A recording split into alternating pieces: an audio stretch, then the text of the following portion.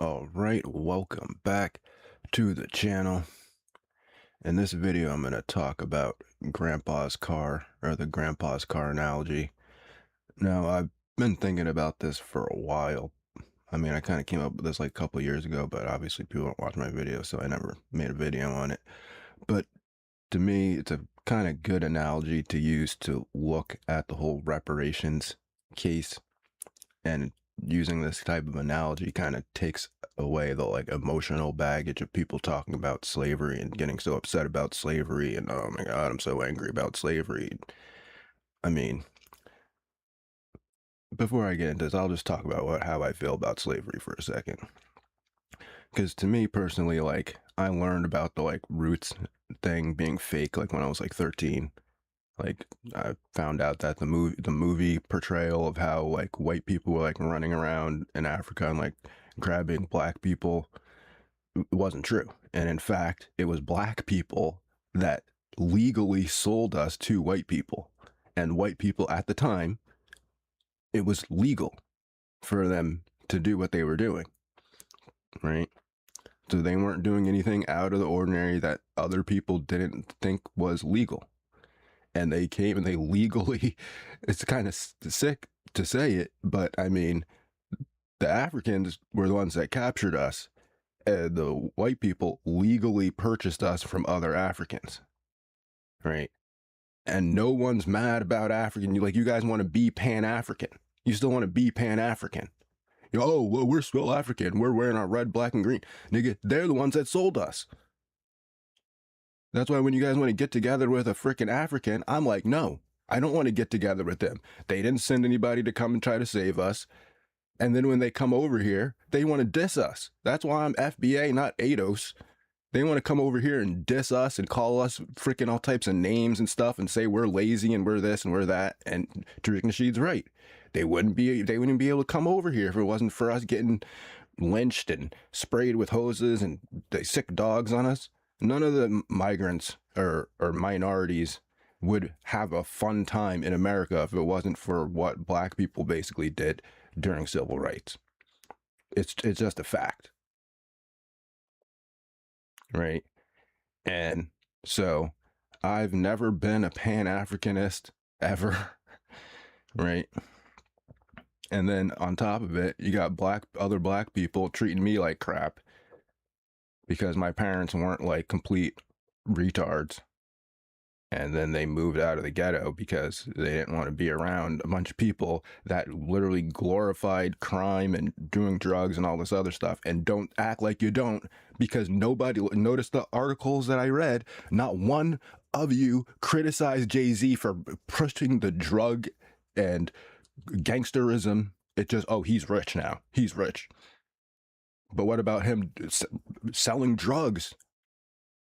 Like, literally, he was selling drugs for Jewish people, right? He was selling crack for, that's what he was doing. I've been to Marcy Projects, right? It's right there in the neighborhood with the Hasidic Jews. And he talks about it in his raps that that's who was funding his crack sales, was basically Hasidic Jews, right? But we're not going to get into that right now, though. We're not going to get into that. Okay, right? So that's my position on slavery. I don't really care. The white people legally did what was legal at the time. It was legal at the time, right? And then when it became illegal, they stopped doing it. I mean, obviously after they had a war, whatever. Okay. So when we're looking at the grandpa's car analogy, there's two steps, right? Well, let me just tell the story. Okay. So let's say that my grandpa stole your grandpa's car, right? Now that's a crime, right? There's a violent crime involved. What we'll say to the maximum, right? He carjacked me, pulled out a gun, and he's told, "Give me your car," right? That's a violent crime, right? It's a violent property crime, and that's basically what slavery is, because it consists of several different crimes, right? It consists of the violent crime of forcing people to work, right? That's basically the same thing as like armed robbery, right? You're pulling out a gun and you're telling someone, "Give me your time, your value, your labor value, your time," right? And then you have the property crime of the actual labor being used and then the person not getting remunerated for their labor, right? So there's two separate crimes here, right? Now, in the case of the violent crime, right? So now the car has been passed down from my grandpa to my dad. So now my dad's driving around the car, you know, he's met my mom in the car. He's cruising town, he's picking up stuff, he's going to work in the car, right? He's using the car. After, let's say, 40 years or something, the car breaks down, the car's done, it's cooked, he sells the car for $50, right? Now you come to me and you've figured out somehow that my grandpa stole your grandpa's car, and you come to me now. What am I guilty of? What am I guilty of, right? I'm not guilty of doing a violent crime to your grandpa, right? There's just no way. You'd have to be a complete idiot to think that I'm now guilty of doing a violent crime to your grandpa. It didn't happen, right? It didn't happen. So all you're left with is claiming that basically, well, my father wouldn't have been able to meet my mother if he wasn't driving around in your grandpa's car, right? Or my dad would have been broke because he wouldn't have had a car and he wouldn't have been able to get to work, and then he wouldn't have been able to do this and do that. And so I'm benefiting from my dad and grandpa driving around the car, right? But the problem is that it's similar to like a defamation damages case, because that's really what you're trying to do. You're trying to sue for damages, right? You're saying that there was a possible amount of money that could have been earned, right? There's a possible amount of money that could have been earned. But the problem with defamation cases and why they're so difficult is because how are you going to prove how much money, quote unquote, could have been earned?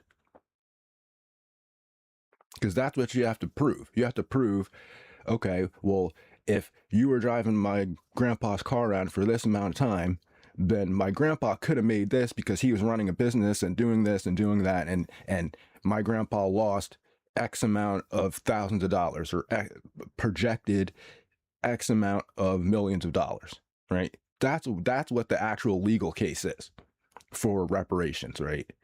That's what it means, to repair the damages. It's not about harm, because when you say harm is almost impossible to determine what harm means, right? But damages is a clear legal term when something is damaged. Everybody knows what damage is when you change the condition of something. When you change the condition of anything, it's a damage. Even if you add on to it, and you might think, oh, giving this car chrome rims, but somebody might not want chrome rims, and they might consider that damage because you're changing the condition and you don't own it, right? So now, going back to the other part of the crime, the violent crime part, you guys really need to stop with that part, because I'm sorry, they're not guilty, right? Let's take your worst case scenario. You got a guy who's a direct descendant of Robert E. Lee. Not only is he a direct descendant of Robert E. Lee, his last name is still Lee. Maybe his name is James Lee. Let's say this guy's name is James Lee. He's a direct descendant and great-great-grandson of Robert E. Lee. And he's an active politician, he's actively asking for slavery to be reinstated right now. Like, he's on TV right now. He's a politician, James Lee, direct descendant of Robert E. Lee. He's advocating for slavery to be brought back for black people. If he was born in 1990, he's still not guilty of enslaving anyone. Still not. He's not guilty. You see what I'm saying? He could literally be Robert E. Lee's great-great-grandson, and he's still not guilty of a crime. He could be advocating for slavery, and he's still not guilty of a crime because he wasn't born back then. He didn't do it. And if you try to act like he did something, you just look stupid. Like really stupid.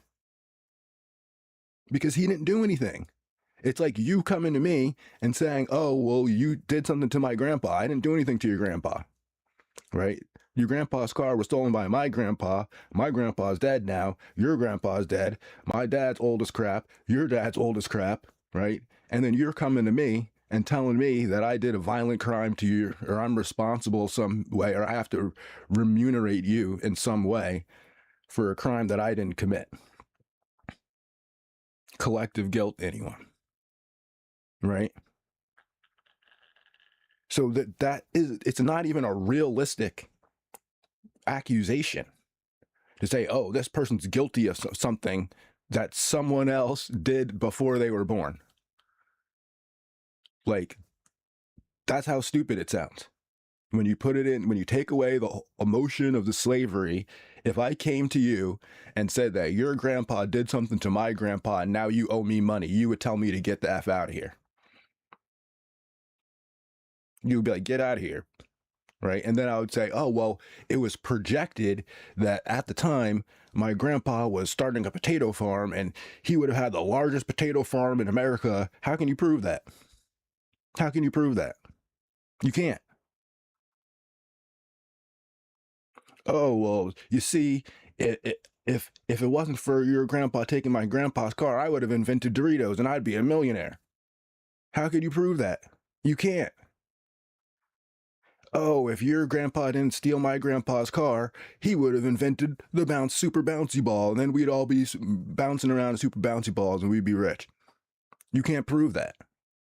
You can't prove it. It's hard. You know how hard it is to prove defamation? Like, you have to so specifically show that this person was on a direct trajectory to making this money, and that the defamation or whatever claim that you made directly caused reputational damage to that person that stopped them from being able to earn that money. And the person, you have to basically prove that the person has to already be famous or be rich and be in a position where they could have, where it's at least logically possible that they could have earned that money. And okay, I get it. Yeah, black people were in a bad situation and all this other stuff. But to claim that, you know, basically like a slave, if only they had not been enslaved and brought to America, then they would be the most profitable group in America. Right? You see what I'm saying? Like, it's a complete contradiction. It's a complete contradiction, because if we weren't enslaved and they didn't bring us over here, we'd still be in Africa, and Africa sucks, basically. Right? No offense to Africa, but you guys come over here and diss us all the time and say, call us lazy and call us all this other stuff and say that we're this and say we're that, but then Africa sucks. Nobody's trying to move there. Right? You're trying to move here. Right?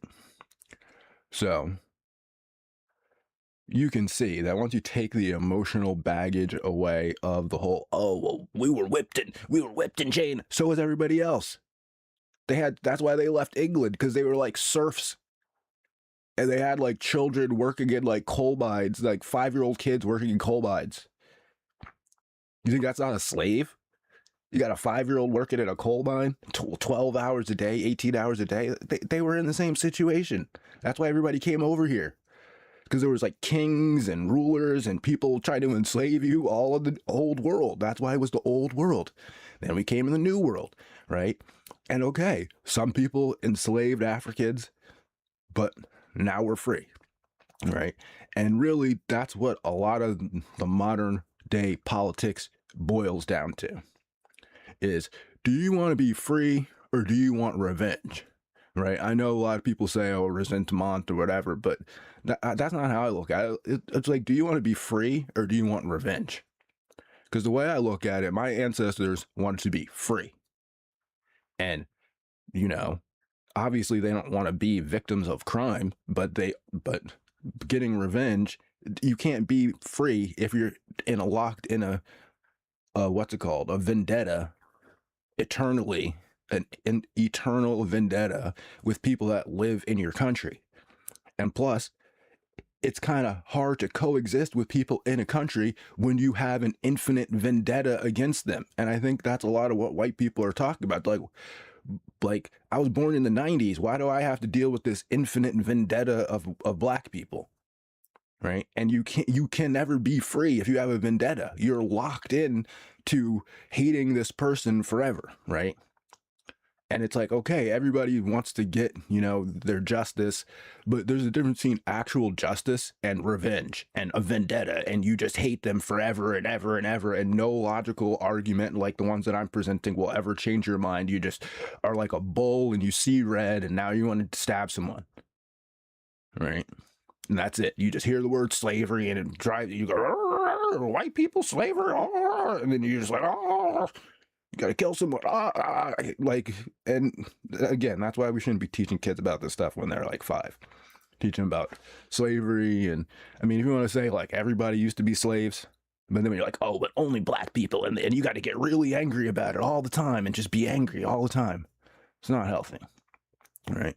And I think that's why a lot of the time I'm kind of like more siding with quote unquote the whites, because like even you look at like Nick Fuentes, right? As bad as people say he is, which he's actually not, his ultimate message is that he wants to be free. He wants to be free from the Jays. Where the Jays, they are another group of people that has this infinite vendetta thing, and they'll never be free because they'll always have this infinite vendetta. Oh, I gotta get back and like to the Romans. Like you guys, like literally, like you guys are like meant for each other. The Jews want to get back at the Romans and the Egyptians and all these people that like literally that happened thousands of years ago. And then you guys could go and join the Jays, and you guys could be mad about stuff that happened 200 years ago. I gotta get a vendetta. Oh, gotta get him. We're gonna get him one day. It's like, bro, like it happened so long. I know. I'm not trying to downplay the violent crime of slavery, but like I said, almost every group experienced it, unless you're like some super rich, like descendant of like the emperors of Europe or the emperors of Asia or Africa. Your family probably experienced something very similar to slavery, no matter what race you are. And that's what it just pisses me off at this point that we're still talking about it. And then you wonder why white people are reacting the way they are. And you could say, oh, well, they just hate us anyway. They were always going to do that. It didn't seem like it seemed like in the 90s they were bending over backwards to try to do anything possible to help black people advance, and especially black women, right? Who are the ones that are complaining the most about all this racism and all this other stuff. And you guys are getting like the biggest boost in society of like any other group in society, probably even more than white women. And you're the ones that are like, oh, I got this vendetta against white people, and oh, I hate white people, and we got to get back. We got to get back at them for the harms. I'm sorry, right? You can't blame me for my grandpa stealing your grandpa's car. Now, if I had the car still, you could ask for it back. But I have no guilt in the situation because I didn't steal your car. I wasn't even born at the time, right? So that's the video. I know no one will actually refute my arguments. They'll just get mad and call me names. So thanks for watching. If you did, have a good day and peace.